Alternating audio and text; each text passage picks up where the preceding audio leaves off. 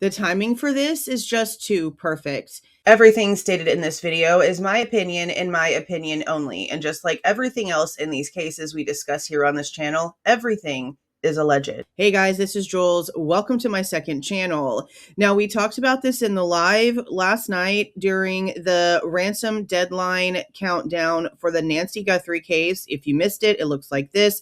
I'll have a link for that and all the other coverage on this channel for the Nancy Guthrie situation down in the description box. This video is about Ashleigh. Yes, Ashleigh Banfield. If you're here from my true crime channel, you know exactly why I despise this woman. I loathe this woman.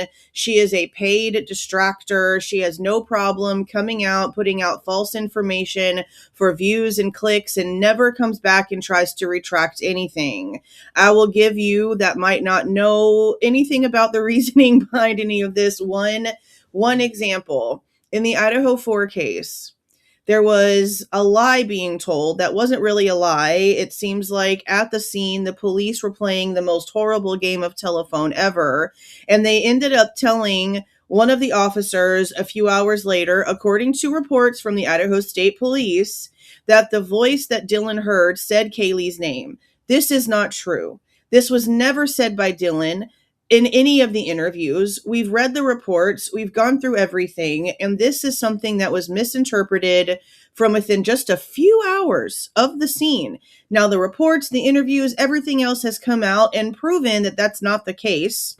And Ashleigh Banfield has came out, put a video out with that information. Page 3, paragraph B of a new document from the Idaho State Police describes an interview with a surviving roommate who, from everything we know at this point, must have been Dylan Mortensen. Sometime in the early morning hours, Redacted was awoken and opened her room door and heard a male say, quote, "It's okay, Kayleigh.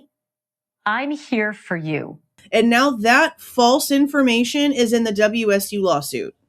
And it's false as F. As a matter of fact, we can't even find the body cam footage that puts the person the ISP officer claims told him this at the timing of the report at the scene at that time. According to everything else that we've been able to find, this specific MPD officer was back at headquarters doing interviews at the time that this ISP officer is claiming that this officer was at the scene telling him this false information. And if Ashleigh Banfield was any sort of real journalist or any sort of real reporter, she would know that and would have retracted her statement. But instead, it's still out there with hundreds of thousands of views and her face being the one who brought that out, even though it's not true. Now, some of you guys from the Idaho case that have been following along and also detest this woman also know that she no longer works for News Nation. Now, she's had her own podcast for a few months now, I guess. She started hers up after Brian Enton started his.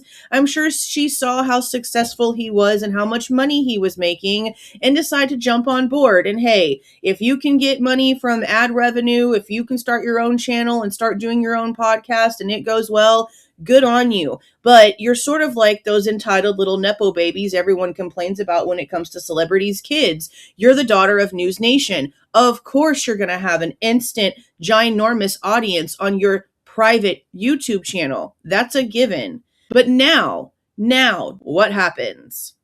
A bigger drop of Epstein files comes out and everyone starts going through them. Now, I will admit that I did not look at the documents myself. I just read headlines, I bookmarked it, and I planned on coming back to it because there was no way I was going to skip the opportunity to talk trash about Ashleigh if she was really in the Epstein files. And even if it was as innocent as, he was asking if she was single. Hey, you're Jeffrey Epstein's type. That gives me even more reason to dislike yo ass. Let's be so serious. But oh, nay. Rabbit from Down the Rabbit Hole News actually sent me the paperwork in my Twitter inbox the other day, yesterday morning. I'm recording this on 2/10. And I read it and opened it and was like, oh my God, I had it backwards. This nasty biatch wanted to know if Jeffrey Epstein was single. Let's look at the email. This is Ashleigh Banfield to Peggy Segal. Subject is stuck at the office. talking about being late for Matt Damon's premiere, won't make the movie, but may try for the party. Is that still okay? Meaning, I'm running late for Matt Damon's movie premiere. I probably won't make it, but I can probably make the after party for the premiere. Oh, the privilege. Oh my God. Okay.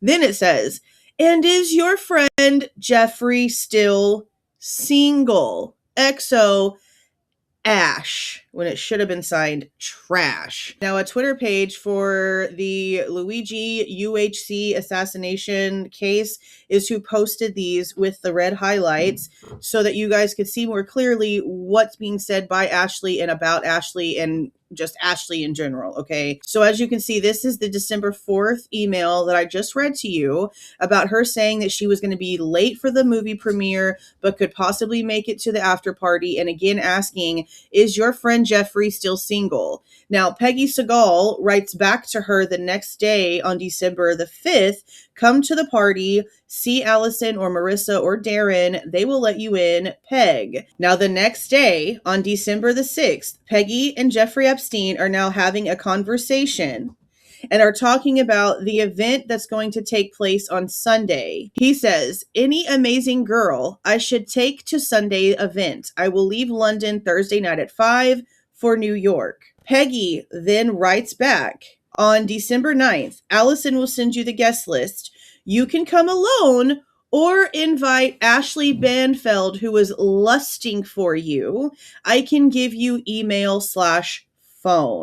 Now, you see the date, December 4th, 2012. Jeffrey Epstein was arrested for the first time in 2005, okay? 2005. In 2006, there was a grand jury indictment. He started serving his little jail sentence where he got to leave and come back and leave and come back and all the bullshit.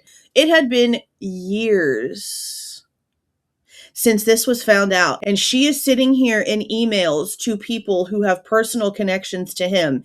If his ugly, nasty ass was single. There's a reason why News Nation got rid of her when News Nation got rid of her. There's no way they didn't get a heads up from the FBI, from the White House, from Bondi, from Patel, from some freaking body over in that department to say, hey, these emails are coming out where you look like you wanted to hook up with Jeffrey Epstein, so y'all better figure something out nice and quick.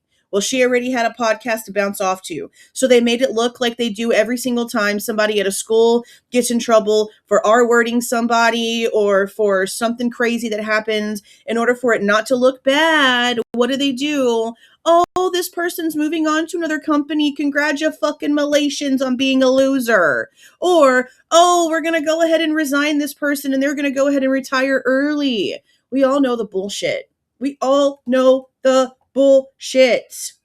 They got a heads up that this nasty shit about her was coming out. So News Nation did what was best for News Nation and cut ties with her to save face. And because she's a disinfo agent that the FBI uses, that these big people use in order to push false information because they know how far her words will go on the internet, they also saved her face. If she didn't get good ratings, if people didn't believe her, if she didn't have a big following, they wouldn't have been worried about her. They would not have cared about her farewell and her story when it came to separating from News Nation. They would have only cared about protecting themselves. There is a reason why these things happen the way that they happen.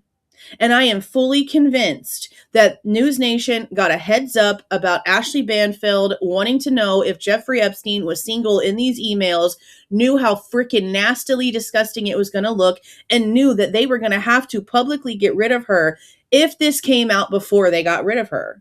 Now look who's also spreading a bunch of crazy misinformation about the Nancy Guthrie case, with all the insanity going around in the Nancy Guthrie case, with the lies about the church, with everything with Senator Kelly, with all the mess. Who's the person coming out here claiming they have sources saying all these things? The one who wanted to know if a convicted piece of shit was single. That's who. Let me know what you guys are thinking down in the comments. Like, share. See y'all.